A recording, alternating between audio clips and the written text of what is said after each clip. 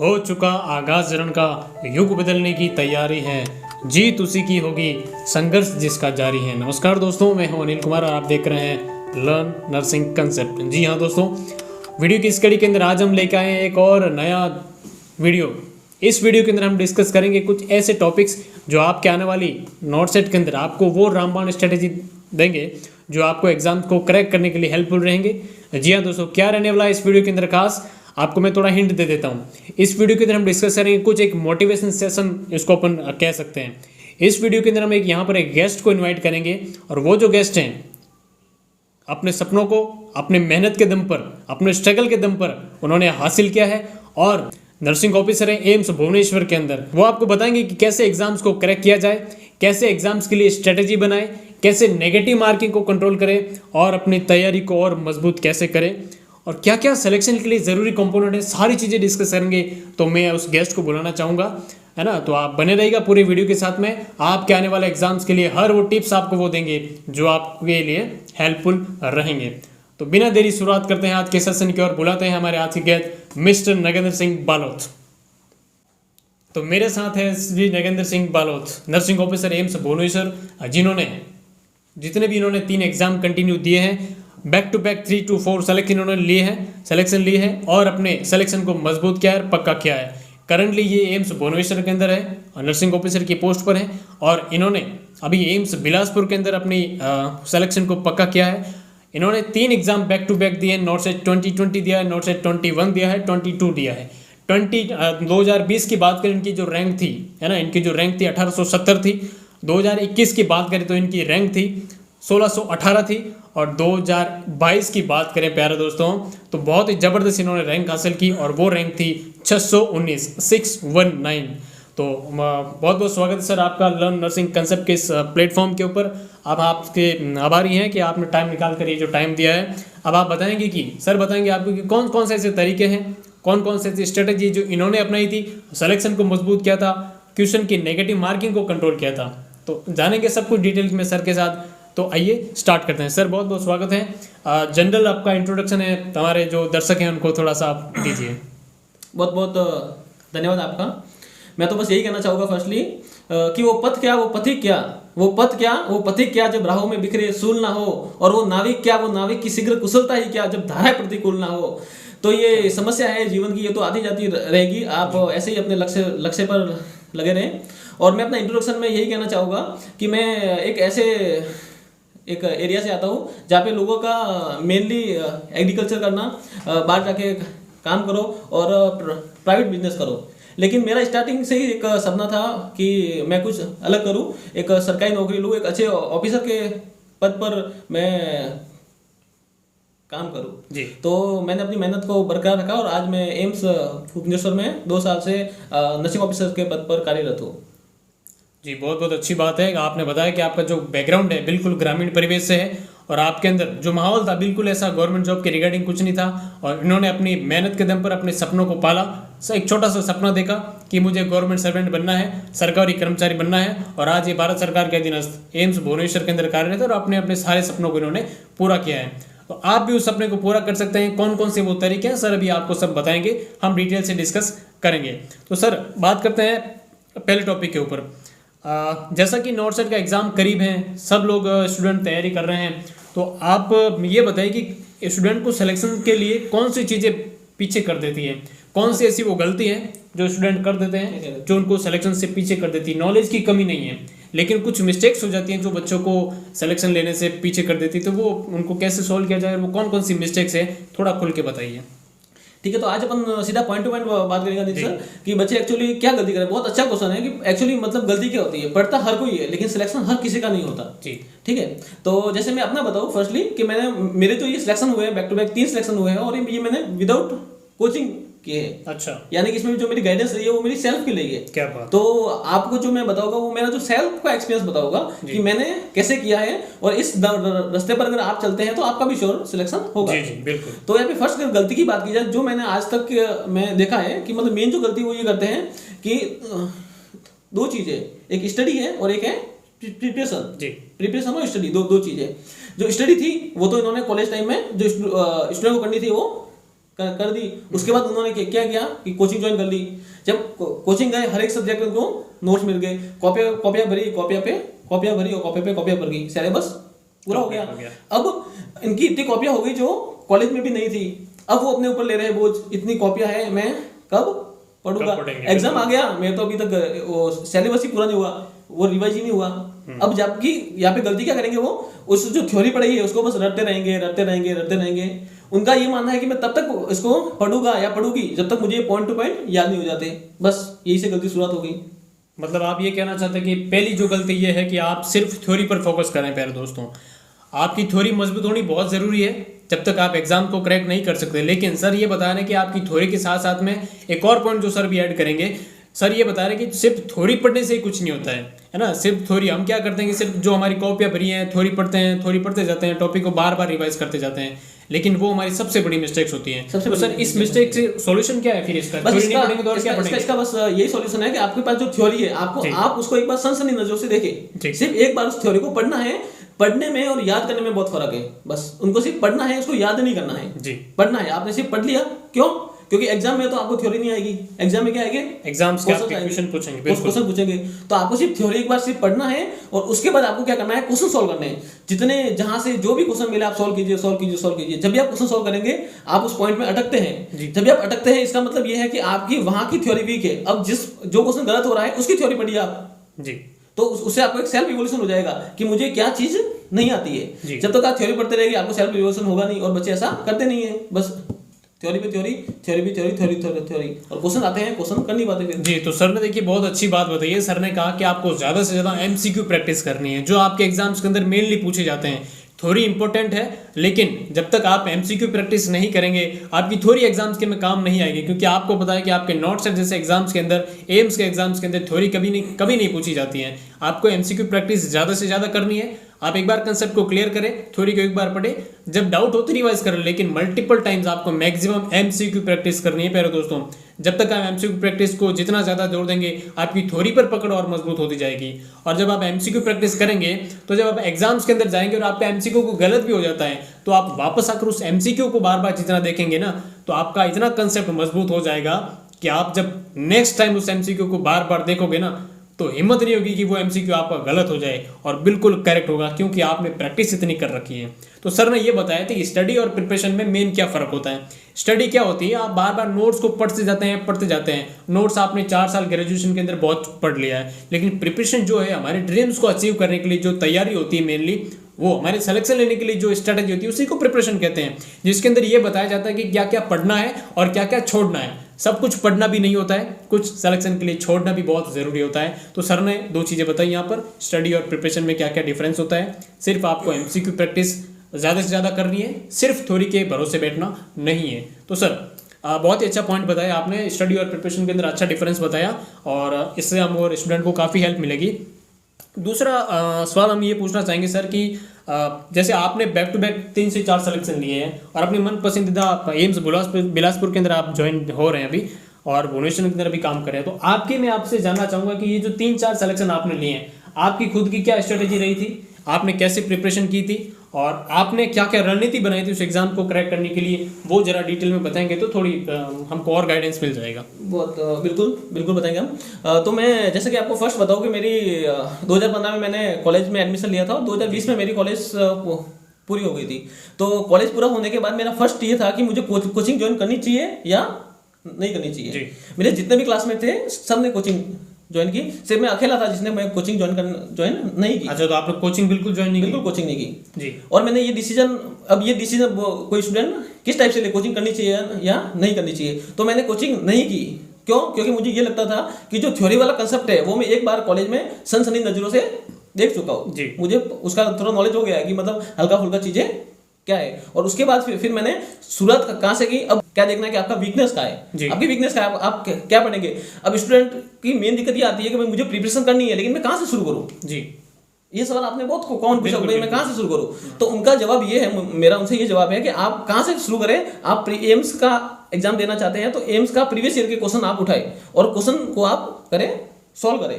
जब आप सॉल्व करेंगे जहां आप अटक रहे हैं बस वहां रुक जाए, बिल्कुल जहां अटक गए वहां रुक जाए, बस उस पॉइंट की आप थ्योरी पढ़े। अलग से, जैसे कि मेरी स्टेज ये थी कि मैंने प्रीवियस ईयर के क्वेश्चन पेपर उठाए और वहाँ से मैंने क्वेश्चन पेपर पढ़ना शुरू किया। मुझे जहाँ दिक्कत आती थी मैं उस पॉइंट को यूट्यूब से गूगल से देख के मैं उसके नोट्स बनाता था, फिर वापस आगे बढ़ता था। वापस दिक्कत आती थी, वापस नोट्स बनाता था, वापस आगे चलता था। तो ऐसे करके मेरे जो मुझे नहीं आते थे वो मेरे पास नोट्स बन गए, एक स्पेशल नोट्स बन गए मेरे पास, और मेरे क्वेश्चन सॉल्व होते गए और मेरे डाउट क्लियर होते गए और क्लियर होते गए। ये तो सर ने एक बहुत अच्छी बात बताई है। दूसरी बात इन्होंने ये बताई है कि आप कुछ स्टूडेंट होते हैं जो कोचिंग ज्वाइन करते हैं, बहुत अच्छी बात है। अपने आप के अंदर अगर आपको बेसिक क्लियर नहीं है, अगर आपको कुछ नहीं पता है तो कोचिंग जरूर ज्वाइन कीजिए, लेकिन कोचिंग ज्वाइन करने के बाद अल्टीमेटली करना आपको खुद को है। आपने जहाँ से भी की है बेस्ट है, नो डाउट। सारी कोचिंग अच्छी है, कोई सब अपना बेस्ट देते हैं, है ना। तो जो आपने कोचिंग कर ली है उसके बाद में क्या करना है, मैक्सिमम एमसीक्यू प्रैक्टिस सर ने बताया। अब सर ने ये बताया कि जो एमसीक्यू आप प्रैक्टिस करते हैं तो जहां पर आप रुकते हैं आपको वहां प्रैक्टिस की जरूरत होती है। अब आप में दो बातें इन्होंने बताई, एक है कि आपको सबसे पहले आपकी स्ट्रेंथ तो आपको पता होनी चाहिए, और सेकंड चीज आपको आपकी वीकनेस भी पता होनी चाहिए। क्योंकि जब आपको स्ट्रेंथ तो आपको पता है, आपको पता है कि ये मेरा टॉपिक अच्छा है, मैं यहाँ पर बिल्कुल क्रैक कर लूंगा, ये मेरा टॉपिक कभी गलत नहीं हो सकता। लेकिन जहाँ पर आपकी वीकनेस आती है प्यारे दोस्तों, आपको वहाँ पर मेन फोकस करने की जरूरत है, वहाँ पर मेन काम करने की जरूरत है। क्योंकि स्ट्रेंथ को तो आप कवर कर लोगे, लेकिन वीकनेस वाला पॉइंट अगर आपके एग्जाम्स के अंदर आया तो वो आपको कहीं ना कहीं मात दे सकता है। तो आपको मेन है, आपको अपनी वीकनेस है उसको मजबूत करना है। ये सबसे अभी हमने वो 2 पॉइंट डिस्कस की। तो अपनी स्ट्रेंथ और अपनी वीकनेस को बिल्कुल जांचना चाहिए, और ये बात अभी सर से हमने सीखी। और सवाल पूछता हूँ कि जैसे स्टडी का टाइम चल रहा है, कंपटीशन का दौर है, हम सभी देखते हैं कि दुनिया लगी पड़ी है, ये आगे निकल रहा है, वो निकल रहा है, मैं बोलता हूँ मैं भी आगे निकलूँ, मैं भी सक्सेस हो जाऊँ, आप भी दौड़ रहे हो, सब लोग दौड़ रहे हैं। तो इस भाग दौड़ भरी जिंदगी में, इस कंपटीशन के दौर में, एग्जाम्स की प्रिपरेशन करते टाइम स्टूडेंट को कहीं न कहीं बाहरी दबाव के कारण, है ना, अंदर की रेस्पॉन्सिबिलिटी के कारण एक बहुत सारा कभी कभार डीमोटिवेशन स्टूडेंट हो जाता है। तो उस डीमोटिवेशन को कैसे प्रिवेंट किया जाए, हमेशा कैसे मोटिवेटेड रहा जाए, वो थोड़ा आप हमारे दर्शकों को बताइए, ताकि उनको और भी जो स्टूडेंट प्रिपरेशन कर रहे हैं, जो दिल से तैयारी कर रहे हैं अपने माता पिता के सपनों के लिए, उनको थोड़ा हेल्प रहे और वो मोटिवेटेड रह सके। बिल्कुल बिल्कुल। तो ये जो एक टॉपिक आपने बहुत अच्छा क्वेश्चन पूछा है कि मतलब मेन क्या है कि जब भी कोई शुरुआत करता है तो उसमें पूरा जोश होता है कि मुझे बस ये करना है, मैं ये करके ही रुकूंगा, जब तक ये होगा नहीं तब तक मैं रुकूंगा नहीं।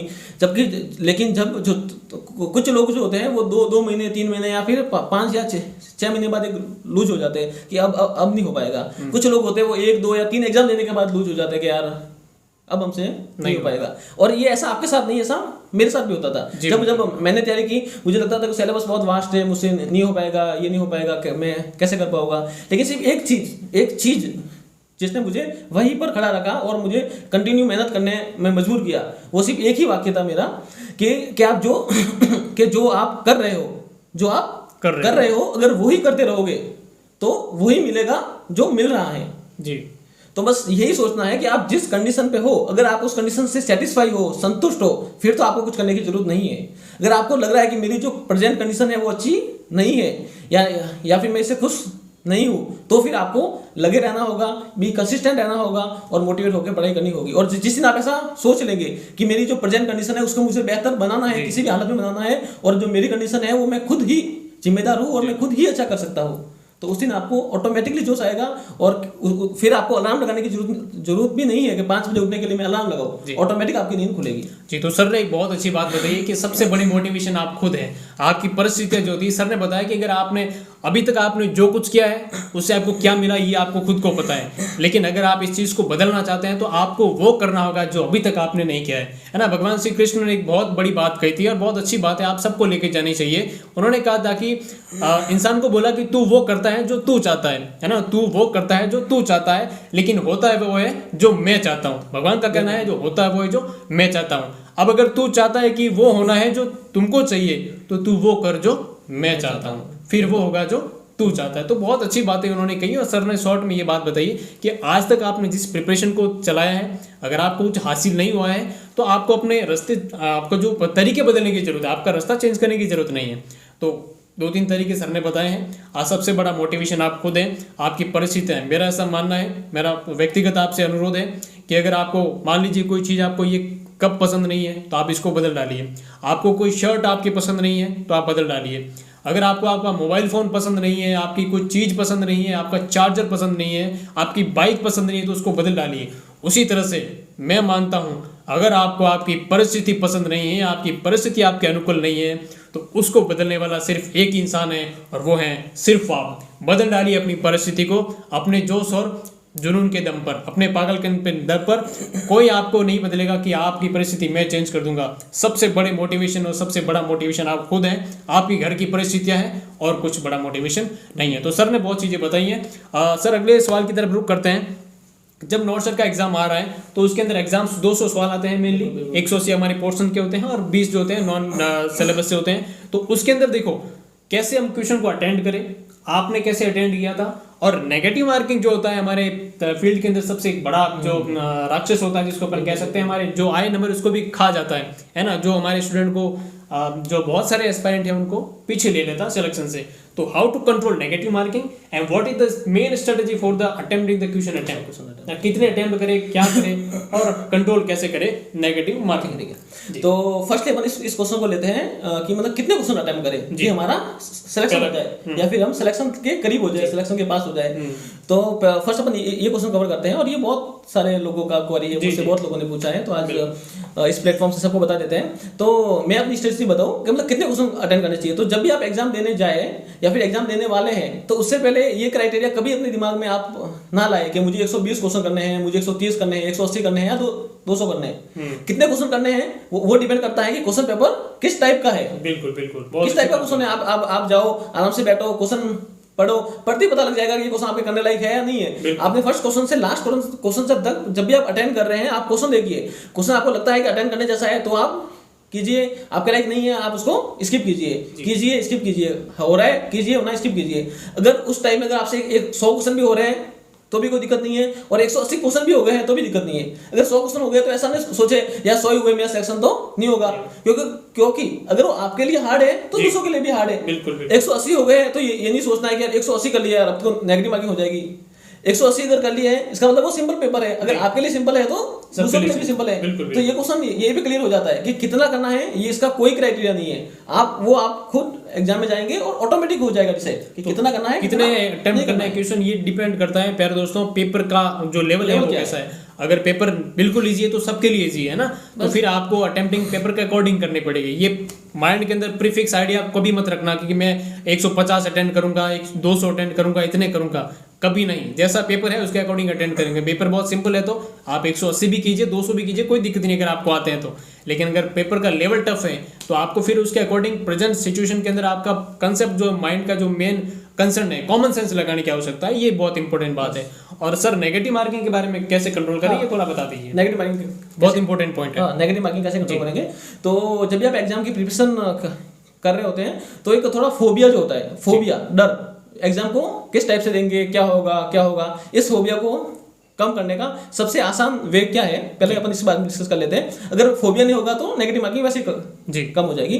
तो जब भी आप एग्जाम देने जा रहे हैं तो वो जो डर जो आप है ना यूनिवर्सिटी एग्जाम में जाते थे, अब वो फोबिया सेम का सेम यहाँ पे आ गया। जबकि यहाँ का जो क्राइटेरिया है मैं अपने दिमाग में लेकर चलता हूँ जब भी एग्जाम देने जाता हूँ कि मेरे सामने क्वेश्चन है और उसके आंसर भी है। अब मुझे करना क्या है, क्वेश्चन को अच्छे से पढ़ना है, एक आंसर को सिर्फ मुझे टिक करना है।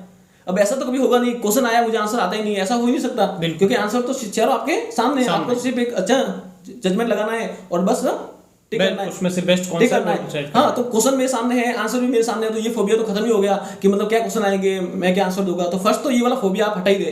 आप हमेशा यही सोचे क्वेश्चन मेरे सामने है और आंसर मेरे सामने है और मुझे सब कुछ आता है।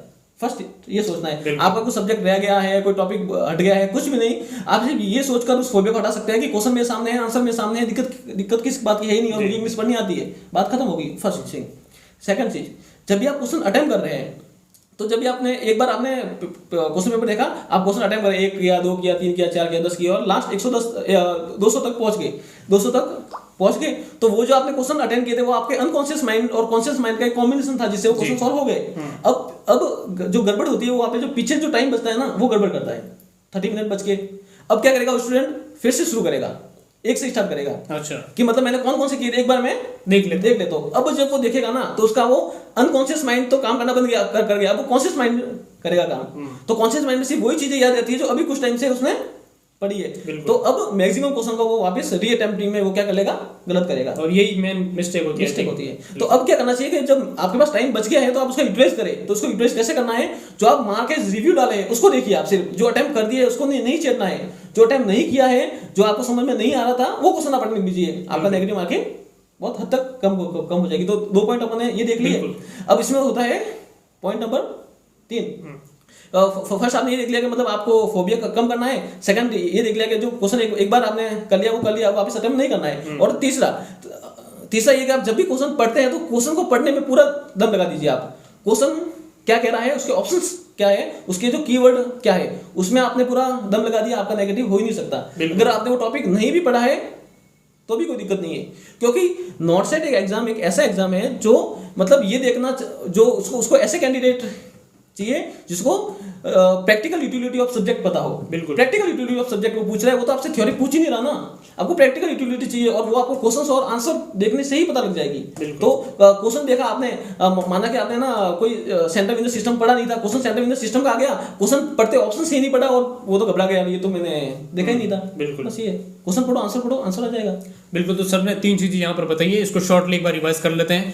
पहली बात इन्होंने बताई कि आपको एग्जाम्स का फोबिया बिल्कुल नहीं रखना है। आप जैसे मान लीजिए घर के अंदर टेस्ट पेपर सॉल्व करते हैं, वैसे ही आपको एग्जाम को सॉल्व करना है, बिल्कुल फ्री माइंड करना है। आपकी जो तैयारी है सबसे बेस्ट तैयारी है।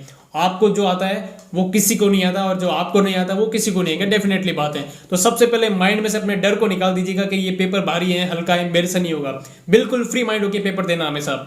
सेकंड जो चीज सर ने बताई है, जब आप पेपर को अटेम्प्ट करते हो, अटेम्प्ट करने के बाद में मान लो जितने भी आपके 170, 150, 160 क्वेश्चन हो जाते हैं, तब स्टूडेंट के पास में क्या टाइम बचता है कि अभी एक काम करता हूँ, मेरे पास 20 मिनट पड़े हैं, तो एक काम करता हूँ, एक बार रिवाइज कर लेता हूँ, कहीं मेरा क्वेश्चन छूट तो नहीं गया। उस रिवीजन के चक्कर में स्टूडेंट क्या करता है, किसी पर्टिकुलर क्वेश्चन पे स्टॉप होता है, रुकता है, और उसको ओवर रिएक्ट करके क्या करता है, उसको दिए गए आंसर को, ऑप्शन को चेंज कर देता है। और जो आपने पहले आंसर दिया था हो सकता है वो सही था, मतलब सेकंड टाइम आपने अटेम्प्ट किया वो 100% गलत होने की रिस्क रहती है। ये प्रैक्टिकली प्रूव फार्मूला है ना। सभी लोग बताते हैं, सब कहते हैं, ऐसा कभी नहीं करना चाहिए। तो जब भी आप एग्जाम्स को देवें, एग्जाम्स के बाद में आपका एक बार अटेम्प्टिंग हो गई है, आप उसको दिए गए आंसर को कभी नहीं छेड़ें, है ना। जो आपको नहीं आते हैं उसको आप वापस रफ कॉपी पर जो सॉल्व करें, और उसको कंसेप्ट लगा के जो नहीं किए उनको लगाने की कोशिश करें। गलत जो नहीं आते उसको बिल्कुल छोड़ें, बिल्कुल नहीं छेड़ना है, क्योंकि अगर आपको बिल्कुल नहीं आएगा तो वो डेफिनेटली गलत जाएगा। और सर ने एक चीज़ और बताई कि जो आपको जो कुछ आपने नहीं पढ़ा है, लेकिन देखो बिल्कुल ही नहीं पढ़ा उसको तो छूना भी नहीं है। जो क्वेश्चन सारे करने के लिए नहीं आते, कुछ छोड़ने के लिए भी आते हैं, ये भी एक इंपॉर्टेंट कंसेप्ट होता है। लेकिन आपने बिल्कुल भी नहीं पढ़ा है और उसको अटेम्प्ट भी करना है, तो बहुत सारे मेथड होते हैं। आप क्वेश्चन के अंदर आंसर होता है, ऑप्शन के अंदर कभी आंसर नहीं होता है। सवाल को आप अच्छे से पढ़ लीजिए, है ना, आपको जवाब सवाल के अंदर मिल जाएगा कि एक्चुअली वो पूछना क्या चाह रहा है। ऑप्शन तो जो होते हैं वो आपको भ्रमित करने के लिए 4 रास्ते दिए होते हैं, आपको एक्चुअली रास्ता एक ही पकड़ना होता है ना। तो बहुत अच्छा लगा सर आपसे बात करके। अब मैं आपको ये पूछना चाहूँगा कि आपको बिलासपुर एम्स जो मिला है बहुत अच्छी जगह है, हिमाचल प्रदेश के अंदर अभी सर पोस्टेड होंगे कुछ दिन के अंदर। तो और कुल्लू मनाली की हवाएं, आप ठंडी ठंडी चौकों के अंदर वहाँ बैठेंगे और आपके जीवन को आनंदित करेंगे। तो कैसी फीलिंग्स है आपकी, नए जो अब गवर्नमेंट ऑफ इंडिया के अंदर एक नई जॉब लेने जा रहे हैं, एक नई जगह पोस्टिंग, नई दुनिया, नई जिम्मेदारियां, तो आपकी क्या फीलिंग्स है एम्स बिलासपुर को लेकर, कितने आप एक्साइटेड हैं? मैं आपको ये बताऊँ कि मतलब जब मैं स्टडी कर रहा था तो फिर उसी टाइम से मेरा एक ये सपना था कि मतलब मुझे ऐसे एरिया में काम करना है जो थोड़ा वर्किंग एनवायरनमेंट वाला मतलब थोड़ा शांत हो और मतलब थोड़ा कूल एनवायरनमेंट हो। तो उस टाइप का एनवायरनमेंट अब मुझे मिल गया, तो मैं बहुत एक्साइटेड हुआ जाने के लिए और वो एरिया और वो माहौल देखने के लिए कि मतलब वहाँ पे काम करके कैसा मजा आता है। वैसे एम्स जो भुवनेश्वर का एरिया भी काफी ठीक है, लेकिन उसकी होड़ नहीं है कहीं से। बिल्कुल, तो मतलब हिमाचल की बात आते ही मतलब बात वो आ जाती है। जी हाँ, बिल्कुल, मतलब बहुत खुश है, बहुत अच्छा एम्स है और बहुत अच्छी आप जिम्मेदारी लेने जा रहे हैं, और हमारी दुआएं आपके साथ हैं, बेस्ट विशेष हैं, आप अच्छे से सेटल हो। जैसे स्टूडेंट गलती कर देते हैं कि आपको बार बार थ्योरी पढ़ना है, ये थ्योरी एमसीक्यू उलझे रहते हैं, तो कुछ एक ऐसे जो मंत्र होता है ना कि आज का डिस्कशन का जो लास्ट जो निचोड़ क्या निकला वो आप बताइए। बस तो मैं बस एक संक्षेप में आपको बताना चाहूँगा, और एक जो गलतफहमी जो चल रही है मार्केट में और सब जगह में, उसको मैं थोड़ा क्लियर करना चाहता हूँ, एक थोड़ा सा टाइम लेके आपका, कि मतलब एक ये चल रहा है कि जैसे मैंने बताया आपको भाई क्वेश्चन सॉल्व करो, तो फिर अब लोग क्या करेंगे भाई, अब इसका मतलब वो क्या लेते हैं भाई प्रैक्टिस करनी है, प्रैक्टिस करनी है। और आपने एक प्रैक्टिस पे बहुत ही एक वो जो क्वाट चलता है वो सुना होगा, प्रैक्टिस मेक मैन परफेक्ट। जी हाँ। तो प्रैक्टिस मेक मैन परफेक्ट। अब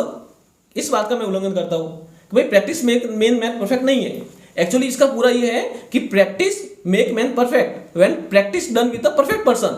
क्या बात, ठीक है ना। जब प्रैक्टिस अगर परफेक्ट पर्सन के साथ होगी तो ही वो पर्सन परफेक्ट बन पाएगा जो प्रैक्टिस कर रहा है। तो मतलब आप ये कहना चाहते हैं कि आप छैनी की जो मार है, बार बार एक ही पत्थर मारने से मूर्ति नहीं बनता है। आप जो वार कर रहे हैं बिल्कुल करेक्ट जगह पर होना चाहिए, तब जाकर वो मूर्त का रूप लेगा और आपका जो है भविष्य संवरेगा और जो आपने ड्रीम्स देखे वो पूरे होंगे। तो फिर जैसे प्रैक्टिस मैन परफेक्ट बता दिया, तो अब आप बोलेंगे सर ना प्रैक्टिस मैन परफेक्ट नहीं है, तो है ना परफेक्ट पर्सन के साथ किस टाइप से प्रैक्टिस की जाए। क्योंकि अब इसके में अगर छोटा सा एग्जांपल आप देख ले, कोई भी आप जैसे कि क्वेश्चन सॉल्व कर रहे हैं, कोई भी बुक पढ़ रहे हैं, आपने बुक को पढ़ना शुरू किया, स्टार्टिंग से आप THE होता है द, अब स्टूडेंट पढ़ रहा है उसको दा, क्योंकि उसको इंग्लिश सीखनी थी, पढ़ना शुरू कर दिया तो दा टाइगर, दा सन, द लॉयन, और वो दा ही पढ़ता है। किताब पूरी हो गई, उसमें उसने जो द था ना उसको क्या पढ़ा, दा 1000 बार पढ़ लिया, किताब पूरी हो गई, लेकिन अभी भी उस द को क्या पढ़ना है, दा। अगर स्टार्टिंग से ही उसको कोई बताने वाला होता कि इस दा को क्या पढ़ना है, द, तो वो उसका करेक्शन वहीं पे हो जाता। बिल्कुल। तो उसी टाइप से जब भी आप क्वेश्चन सॉल्व कर रहे हो तो प्रैक्टिस कर रहे हो, तो प्रैक्टिस एक ऐसे इंसान के साथ आपको करनी है जिसको वो पता हो कि एक्चुअली क्वेश्चन कैसे सॉल्व करते हैं। वरना क्या होगा, आप जो रिपीटेशन ऑफ मिस्टेक आप प्रैक्टिस करेंगे, लेकिन प्रैक्टिस किस चीज की करेंगे, गलती की। बिल्कुल, गलती पे गलती, गलती पे गलती, गलती पे गलती, फिर आप परफेक्ट तो बन जाएंगे, लेकिन किस में परफेक्ट बनेंगे, गलती में, मिस्टेक के अंदर। तो अब क्या करना है, अब जैसे आपके पास लर्न नर्सिंग कंसेप्ट, जैसे आपके पास एक प्लेटफॉर्म है, लर्न नर्सिंग कंसेप्ट जैसे आपके पास एक प्लेटफॉर्म है, तो और उस प्लेटफॉर्म में जैसे जो अनिल सर है वो आपके साथ में, और वो आपको गाइडेंस करते रहते हैं कि मतलब किस टाइप से क्वेश्चन सॉल्व करने हैं, कि कैसे कैसे टॉपिक आते हैं, तो उनके साथ आप रहिए और क्वेश्चन को सॉल्व कीजिए। तो उससे आपको एक्चुअली ये पता लग जाएगा कि क्वेश्चन कैसे सॉल्व करना है, कैसे मतलब नेगेटिव मार्किंग को कम करना है, कैसे क्वेश्चन समझना है, और कैसे ऑप्शंस की ओर जाना है, और उसके बाद आप प्रैक्टिस कीजिए तो मजा आएगा प्रैक्टिस करने में। जी हाँ, बहुत बहुत धन्यवाद। आपने बहुत सारी चीज़ें बताई, एक छोटे से सेशन के अंदर आपने बहुत मल्टीपल थिंग्स बता दी। आपने अपने सारी जो ग्रेजुएशन का हो, आपके प्रिपरेशन का हो, सारा ज्ञान, आपका अनुभव आपने हमारे सभी को बताया है, उसके लिए सब हम आपके दिल से आभारी हैं। और हम उम्मीद करते हैं कि आपका जो आगामी जो सर्विस का पीरियड है वो बहुत ही अच्छे से जाए, आने वाली और टाइम के अंदर ऊंचाई को आप छुओ, स्पर्श करो, बहुत ही सक्सेसफुल लाइफ को आप एंजॉय करो। आपने जो अपने सपने देखे हैं आपने भी पूरे किए, तो मैं आपसे भी कहना चाहूँगा कि जो ड्रीम्स आपने देखे हैं ज़रूर पूरा कीजिएगा। आपको आगे बढ़ने से अगर कोई रोकने वाला है तो भी आप हैं, लेकिन आगे बढ़ाने वाला है वो सिर्फ और सिर्फ आप हैं। तो अपने ऊपर भरोसा रखिएगा, आपके माता पिता के आशीर्वाद पे भरोसा रखिएगा और उस भगवान के ऊपर भरोसा रखिएगा, क्योंकि वही आपको सफल करा सकता है, वो आपको रास्ता दिखा सकता है। चलना तो आपको ही पड़ेगा, रास्ता वो दिखाएगा, चलना आपको पड़ेगा। आपके माता पिता ने आपको पैसे लगाकर यहाँ तक तो पहुँचा दिया, लेकिन आगे का रास्ता आपको तय करना है। तो अपनी तैयारी में लगे रहिएगा, किसी के भरोसे मत बैठिएगा, क्योंकि अपनी लाइफ है, अपनों को ही स्टडी करनी पड़ेगी, अपने को ही सारे जो सेक्रीफाइसेस करने पड़ेंगे। तो जब तक आपका एग्जाम्स क्रैक नहीं हो जाता, सारे डिस्ट्रैक्शन को आप अवॉइड करें। मोबाइल फ़ोन हो, आपके जो फ्रेंड सर्कल हो, आपके जो अदर जो anti social activities, anti social person, negative लोगों से हमेशा दूर रहना है। तो ये सारी चीज़ें आपको हेल्प करेगी और अपनी लाइफ को आप खुद को ही आगे बढ़ाना है। वो किसी ने बड़ा खूब कहा है, इस बात के साथ में इस सेशन का समापन करूंगा मैं। किसी ने बड़ा खूब कहा है कि ख्वाहिशों से नहीं गिरते फूल हमारी झोली में, कर्मठता की शाख को हिलाना पड़ता है। कुछ नहीं होता अपने अतीत और किस्मत को कोसने से, कुछ नहीं होता अपने अतीत और किस्मत को कोसने से। अपने हिस्से का दिया खुद को जलाना होता है, अपने हिस्से का दिया खुद को जलाना होता है। तो बने रहेगा अच्छी की तरह से, सीखते रहे, हंसते रहे और मिलते रहे। तब तक के लिए जय हिंद, जय भारत, धन्यवाद।